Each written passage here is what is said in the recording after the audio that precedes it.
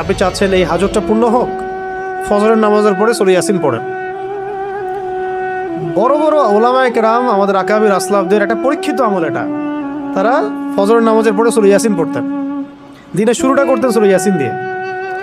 সূরা ইয়াসিনটা খুবই ফজিলতপূর্ণ একটা সূরা, কোরআনের হৃদয় বলা হচ্ছে, এটা গুরুত্বপূর্ণ। এর সাথে আরও আছে আপনার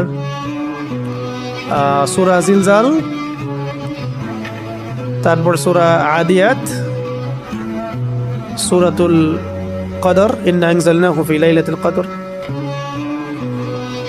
সূরাতুল কাফিরুন, ফালাক নাস ইখলাস, ফালাক নাস ইখলাস। আরও মাঝখানে আরও কিছু আয়াত আছে যেগুলো আমি আয়াত নাম্বার আমার মুখস্থ নেই, পরে দেখে বলতে পারবো।